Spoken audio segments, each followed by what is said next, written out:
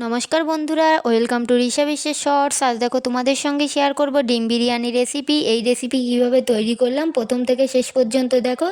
এই রেসিপি তৈরি করার জন্য আমি দেখো কি স্পেশাল মশলা বাড়িতে তৈরি করেছিলাম সেটা দেখার জন্য ভিডিওটি শেষ পর্যন্ত দেখো।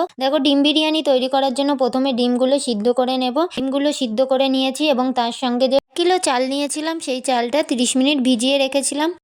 তার সঙ্গে নিয়ে নিয়েছি পেঁয়াজ কুচি, রসুন কুচি, আদা কুচি এবং শুকনো লঙ্কা, এগুলোই পেস্ট করে রেখে দেবো। হাঁড়িতে জল গরম বসিয়েছি এবং এই জলের মধ্যে দিয়ে দিলাম পরিমাণ মতো তেল এবং তার সঙ্গে লেবুর রস। এই দুটি উপকরণ তোমরা ব্যবহার করলে দেখবে ভাতটা একটার সঙ্গে আর একটা লেগে থাকবে না, ভাতটা খুব ঝরঝরে হবে। তোমরা এইভাবে ট্রাই করো। এবং আলুও কেটে নেওয়া হয়ে গেছে। আলুগুলো ধুয়ে পরিষ্কার করে নিয়েছি এবং তার সঙ্গে যে ডিমগুলো সিদ্ধ করে নিয়েছিলাম সেগুলোই ছাড়িয়ে নিয়েছি এবং সেগুলো মা ছুরি দিয়ে কেটে কেটে দিচ্ছে। ডিমগুলো সব কাটা হয়ে গেছে। এবার এতে লবণ হলুদ মিশিয়ে নেব এবং তার সঙ্গে এগুলো ভেজে নেব। ভেজে নেওয়ার জন্য কড়াইতে তেল গরম হয়ে গেলে এই সবগুলো ডিম একবারে ভেজে নেব। ভিডিওটি ভালো লাগলে অবশ্যই লাইক কমেন্ট শেয়ার করো এবং চ্যানেলটিকে অবশ্যই সাবস্ক্রাইব করো। হাঁড়িতে চাল দিয়ে প্রায় চালটা ফুটে এসছে এবং তার মধ্যে দিয়ে দিলাম লবণ এবং তেজপাতা।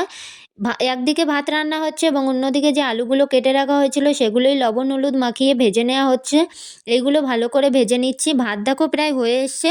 এবার লবণ হলুদ দিয়ে যে আলুগুলো ভাজা হয়েছিল সেগুলো আলাদা করে রেখে দেব। এবার বেরেস্তা তৈরি করার জন্য ওই তেলের মধ্যেই দিয়ে দিলাম আগে থেকে কুচিয়ে রাখা পেঁয়াজের টুকরোগুলো। খেতে কিন্তু দারুণ টেস্টি হয়েছিল। তোমরা বাড়িতে অবশ্যই একবার ট্রাই করে দেখো এবং কী মশলা তৈরি করলাম সেটাই দেখতে থাকো। দেখার জন্য পুরো ভিডিও দেখো। ব্রেস্তা রেডি করা হয়ে গেছে। এবার ওই তেলের মধ্যেই দিয়ে দেবো কিছু পরিমাণ দারচিনি, লবঙ্গ এবং তেজপাতা। এগুলো দিয়ে যে মশলার পেস্টটা করে রেখেছিলাম সেগুলোই দিয়ে দিলাম এবং এই মশলার মধ্যে জিরেও ব্যবহার করেছিলাম। দিলাম আলুর টুকরোগুলো দিয়ে ভালো করে এবার কষিয়ে নেব। এইবার আলাদা একটা পাত্র নিয়ে নিয়েছি। তার মধ্যে দিয়ে দিলাম কিছু পরিমাণ দুধ এবং কেওড়া জল, গোলাপ জল, সঙ্গে কেশর।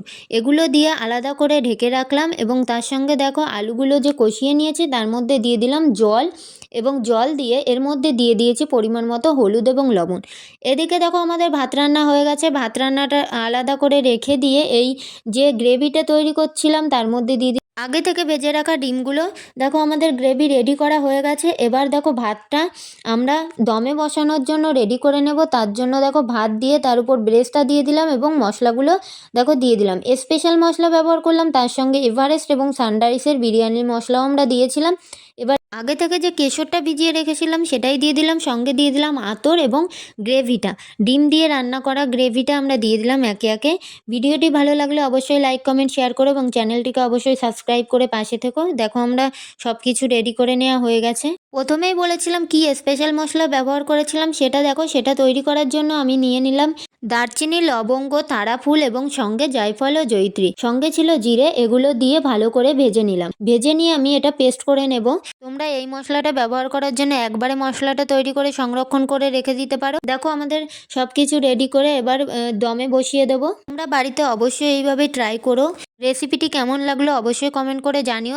আমাদের বিরিয়ানি পুরোপুরি রেডি হয়ে গেছে। বিরিয়ানি পুরোপুরি রেডি। তোমরা বাড়িতে এইভাবে অবশ্যই ট্রাই করো। ভিডিওটি ভালো লাগলে লাইক কমেন্ট শেয়ার করো। চ্যানেলটিকে অবশ্যই সাবস্ক্রাইব করে পাশে থেকো। আজকের ভিডিওটি এই পর্যন্ত। সকলে ভালো থেকো, সুস্থ থেকো।